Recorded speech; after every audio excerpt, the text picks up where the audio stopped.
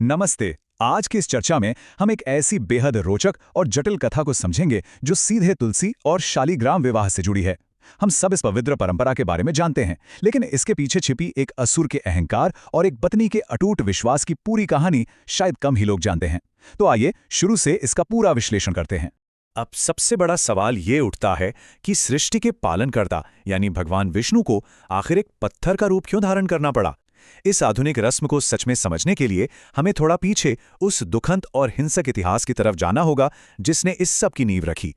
चलिए सीधे इस रहस्य की गहराई में चलते हैं।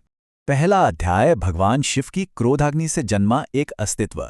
ये कहानी शुरू होती है कैलाश पर्वत के रास्ते में हुई एक आम सी गलतफहमी से। एक ऐसी छोटी सी बात ने एक भयानक सिलसिले को जन्म दे दिया। देखिए, घटनाएं यहां कितनी तेजी से घटी हैं। देवराज इंद्र को अचानक एक शांत योगी पर गुस्सा आ गया। उन्हें अंदाजा ही नहीं था कि वो शांत योगी स्वयं भगवान शिव थे। इस अपमान ने शिव जी का तीसरा नेत्र खोल दिया। उनकी क्रोधाग्नि सीधे समुद्र में जा गिरी और वहां से एक ऐसा बालक पैदा हुआ जिसके रोने की आवाज से सचमुच पूरा ब्रह्मांड गूंज उठा। अंत में ब्रह्मा जी को आकर स्थिति को संभालना ही पड़ा। ब्रह्मा जी ने इस शक्तिशाली बालक को समुद्र देव को सौंप दिया।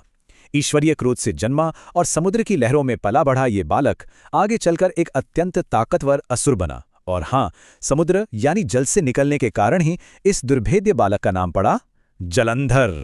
दूसरा अध्याय, एक अजय असुर राजा का उदय और उसका जादुई कवच। जलंधर बड़ा हुआ और उसका विवाह वृंदा नाम की एक असुर कन्या से हुआ। वो शक्तिशाली तो बहुत था, लेकिन उसकी असल ताकत का स्रोत कोई अस्त्र शस्त्र नहीं था, बल्कि कुछ और ही था। और वो स्रोत था उसकी पत्नी का पतिव्रता धर्म, एक पत्नी का अपने पति के प्रति स्वाटूट विश्वास और पवित्रता। जलंधर के इस अजेय शक्ति का रहस्य यहीं छिपा था। वृंदा का धर्म जलंधर के चारों तरफ एक अभेद्य जादुई कवच का काम करता था। ये सिर्फ कोई परंपरा नहीं थी, ये एक सटीक भौतिक शक्ति थी जो उससे किसी भी हमले से बचा लेती थी। अपनी पत्नी की इस पवित्रता से अमर होकर जलंधर अहंकार में पूरी तरह अंधा हो गया।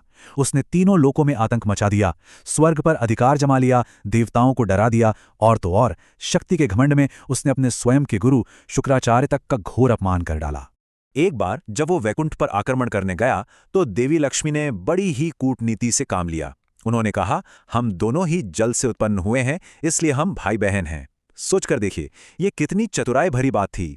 देवी लक्ष्मी की इन चतुराई भरी बातों से प्रभावित होकर जलंधर ने उन्हें अपनी बहन मान लिया और वैकुंठ से बिना किसी युद्ध के वापस लौट गया।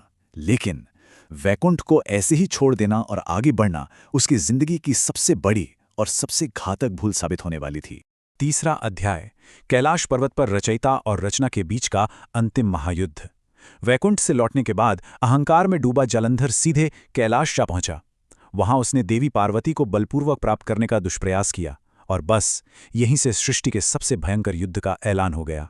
अब इस मोड़ पर एक बड़ा सवाल खड़ा होता है। सृष्टि के विनाशक स्वयं महादेव आखिर अपने ही अंश से पैदा हुए इस असुर को पराजित क्यों नहीं कर पा रहे थे। ये एक ऐसी विडंबना है जो काफी हैरानी पैदा करती है। हैरानी की बात यह थी कि भगवान शिव की प्रलयंकारी शक्तियों के बावजूद वृंदा की उस अटूट पवित्रता ने जलंधर को मैदाने जंग में बिल्कुल अजेय बना दिया था। महादेव का हर प्रहार, हर एक अस्त्र उस जादुई कवच से टकराकर बेअसर हो रहा था, एकदम नाकाम। चौथा अध्याय, भगवान विष्णु द्वारा रचा गया एक विवादास्पद ईश्वरीय छल। जब सभी देवताओं ने देखा कि ताकत का हर प्रयास व्यर्थ है, तो सृष्टि को बचाने के लिए उन्होंने एक ऐसी योजना बनाई जो सच कहूं तो नैतिक रूप से काफी जटिल थी। उस अभेद्य सुरक्षा चक्र को भेदने के लिए देवताओं के अनुरोध पर भगवान विष्णु ने स्वयं जलंधर का रूप धारण कर लिया। एकदम वैसा ही भेष बनाकर वो चुपचाप महल में प्रवेश कर गए और पतिव्रता वृंदा के पास जा पहुंचे। वृंदा ने रूप बदले हुए भगवान विष्णु को अपना पति ही समझा और जैसे ही उसने एक पत्नी की तरह उनका स्वागत किया, उसी क्षण उसका पतिव्रता धर्म भंग हो गया। ये एक अत्यंत दुखंत और निर्णायक पल था जिसने मीलों दूर चल रहे उस महायुद्ध की पूरी दिशा ही पलट कर रख दी। पवित्रता की वो जादुई ढाल जैसे ही हटी, युद्ध भूमि में जालंधर की सारी शक्तियां एक झटके में नष्ट हो गईं।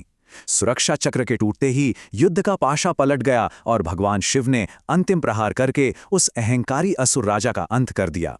पांचवा अध्याय, एक त्रासदी जिसने पवित्र शालिग्राम और तुलसी को जन्म दिया। जालंधर की मृत्यु से ये कहानी खत्म नहीं हुई, बल्कि यहां से एक ऐसी मार्मिक दुखांतिका की शुरुआत हुई जिसने भविष्य की पूजा परंपराओं की नींव ही रख दी। आइए देखते हैं आगे क्या हुआ। जब वृंदा को इस छल का पता चला तो क्रोध और दुख में आकर उसने भगवान विष्णु को पत्थर बन जाने का श्राप दे दिया।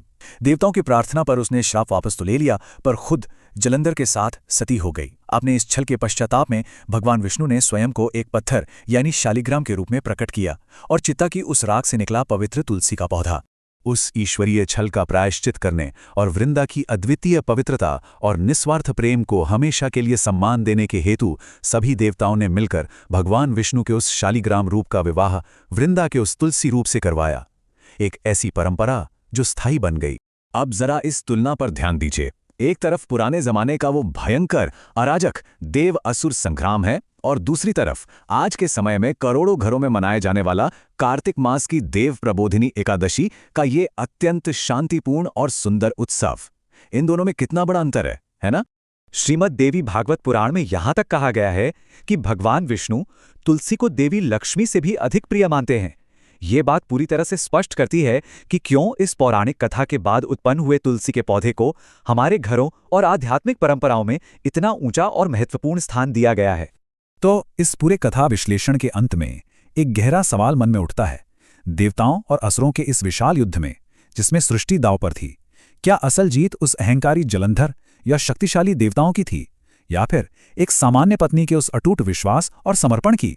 सच कहूं तो ये सोच कहानी खत्म होने के बाद भी हमारे साथ चलती है और उस श्रद्धा की असीम शक्ति का आभास कराती है जो देवताओं के शस्त्रों से भी कहीं बड़ी साबित हुई। इसी विचार के साथ हम आज की इस चर्चा को यहीं विराम देते हैं।